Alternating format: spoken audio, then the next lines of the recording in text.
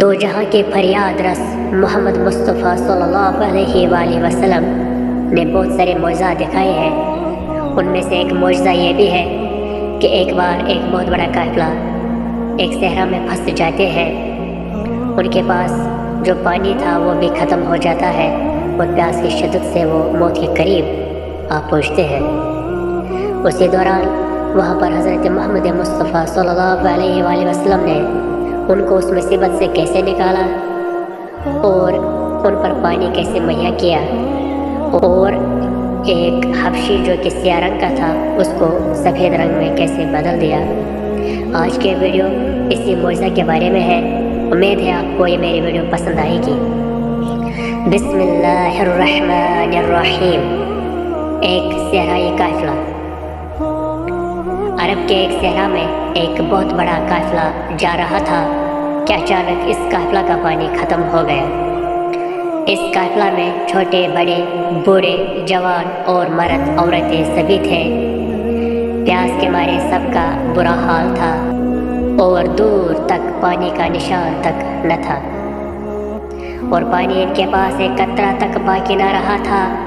یہ عالم دیکھ کر موت ان کے سامنے رقص کرنے لگی، مگر ان پر یہ خاص کرم ہوا کہ ناگہانی آن مگی سے ہر دو کون مصطفیٰ پیدا شدہ از بحر اون، یعنی اچانک دو جہاں کے فریاد رس محمد مصطفیٰ صلی اللہ علیہ وآلہ وسلم ان کی مدد فرمانے وہاں پہنچ گئے۔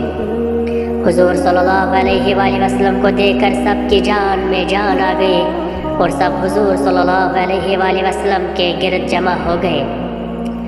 حضور صلی اللہ علیہ وآلہ وسلم نے انہیں تسلی دی اور فرمایا کہ وہ سامنے جو ٹیلا ہے اس کے پیچھے ایک سیاہ رنگ حبشی غلام اونٹنی پر سوار ہوئے جا رہا ہے۔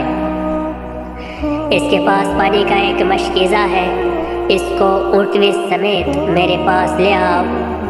چنانچہ کچھ آدمی ٹیلے کے اس پار گئے تو دیکھا کہ واقعی ایک اونٹنی پر سوار حبشی جا رہا ہے۔ وہ اس حبشی کو حضور صلی اللہ علیہ وآلہ وسلم کے پاس لے آئے۔ حضور صلی اللہ علیہ وآلہ وسلم نے اس حبشی سے مشکیزہ لے لیا اور اپنا دست رحمت اس مشکیزہ پر پھیر کر اس کا منہ کھول دیا اور فرمایا، آؤ اب جس قدر بھی پیاسے ہو آتے جاؤ اور پانی پی پی کر اپنی پیاس بجھاتے جاؤ۔ چنانچہ سارے قافلے نے اس ایک مشکیزہ سے جاری چشمے رحمت سے پانی پینا شروع کیا، اور پھر سب نے اپنے اپنے برتن بھی بھرے۔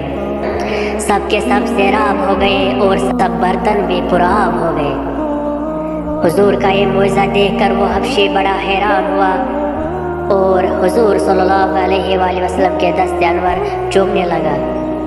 حضور صلی اللہ علیہ وآلہ وسلم نے اپنا دست انور اس کے منہ پر پھیرا تو اس حبشی کا سیاہ رنگ کافور ہو گیا اور وہ سفید پر نور ہو گیا۔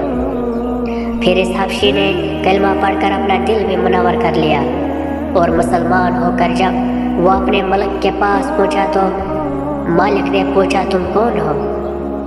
وہ بولا، تمہارا غلام ہوں۔ مالک نے کہا، غلط کہتے ہو، وہ تو بڑا سیاہ رنگ کا تھا۔ وہ بولا، یہ ٹھیک ہے، مگر میں اس منبع نور ذات بابرکات سے مل کر اور اس پر ایمان لا کر آیا ہوں جس نے ساری کائنات کو منور فرما دیا ہے۔ مالک نے سارا قصہ سنا تو وہ بھی ایمان لے آیا۔ مثنوی شریف۔